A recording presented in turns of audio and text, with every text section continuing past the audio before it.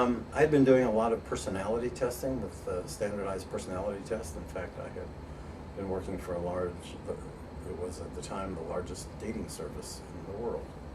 Back in the mid-90s, it was called Together. I don't know if you've heard of that, but anyway, it was just before computer online dating came along. So it was offline dating, and it was a program in which people would pay money and sign up and get matched with dates. One of the things that was lacking in the organization at that time was any kind of a personality test or personality inventory. So I adapted a existing personality test and used it with probably over 16 or 17,000 people over the course of a couple of years. Quite successfully. People loved it from all over the country. And we used it extensively.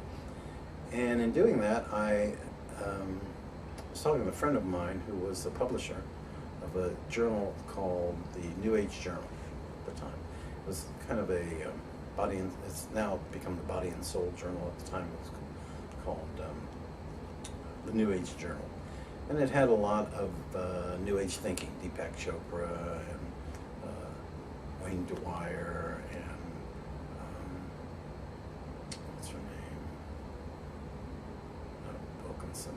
But anyway, Marianne Williamson, a lot of the people who, talk the New Age talk and talk about spirituality and talk about natural kinds of foods and behaviors and therapies and so forth and so on. So a friend of mine was actually the publisher of the journal, the New Age Journal, and he used to put on these conferences called Body and Soul conferences. And because I was doing personality testing, I said to him one time, why don't we do some personality testing at the spirituality, or at the New Age conferences, because there's this spiritual dimension and so forth. He said, okay, let's try it. So I went to one of the Body and Soul conferences. There was about 2,000 people at one of the hotels here, and I listened to a variety of presentations and so forth. And everybody at the conference was talking about how spiritual it was. It was so spiritual. Oh, that talk was such a spiritual talk. Wasn't that spiritual? It made me feel so spiritual and so forth. So after the conference was over, I sat down with my friend. His name was David Thorne. I said, David, I went to the conference and handed out some brochures about the personality testing. But everybody was talking about how spiritual they felt and how spiritual they thought the talks were and so forth. And they're all using the same word, but I'm not sure that it meant the same thing to everybody. And I said, somebody ought to study this stuff. He said, well, why don't you? And I said, well, I think I will. So I did. And shortly after that, I went to another conference that was put on by Harvard Medical School. And it was called Spirituality and Healing in Medicine. And it was sponsored by a cardiologist. His name was Herbert Benson. Herbert Benson wrote a book called 1 Minute Meditation Technique. He was a cardiologist trying to teach people how to relax and how to be more in touch with themselves. So he put on this conference, which was unheard of at Harvard Medical School. So they never did anything in the world of spirituality. In fact, they worked very hard never to do it. So I thought it was pretty interesting that they put this on. So I thought, well, I'll go to that too, because I'd been to this Body and Soul conference. I'll go see what's going on there. So I figured there'd be maybe a few hundred people or something like that. It was at one of the downtown hotels in Boston. Spirituality and Healing in Medicine. So I get there. There's like 1,200 people from all over the world. There were nurses and psychiatrists and psychologists from Australia and from Africa and from the US. And they're all talking about how spirituality affects their interaction with patients in the hospital, out of the hospital, and so forth. And once again, they're all talking about how spiritual it is. And everybody's talking about spirituality. And I'm thinking to myself, here we go again. I don't know, and I'm pretty sure they're not all referring to the same thing. So, long story short, I said, well, I am going to study this. And so I figured out a way to create an inventory for how people experience the world spiritually.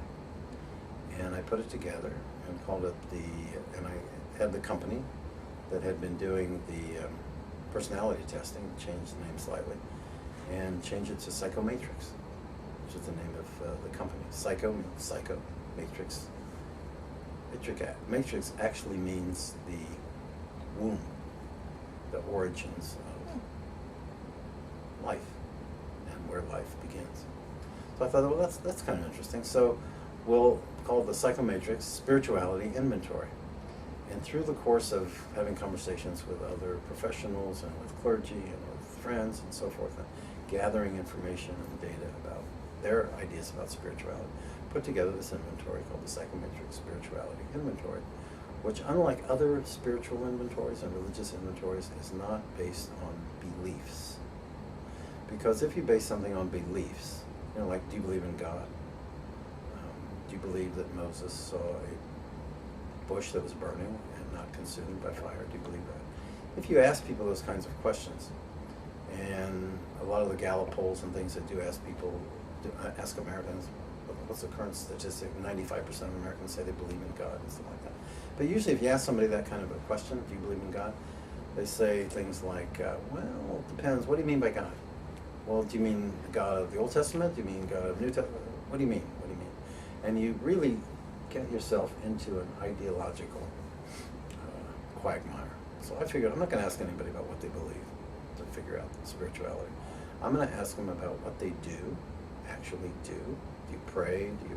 Are you careful about the foods you eat and so forth? And what kinds of experiences they've had. Like a lot of people that I've talked to at these conferences and so forth said they've had experiences where they had a near-death experience, and it was a big deal for them. It was very spiritual for them. They have had experiences where they talked to people who've died and stuff like that. So I thought, well, it'd be kind of interesting to see what happens if you put it together like that. So what emerged was the PscyhoMatrix Spirituality Inventory.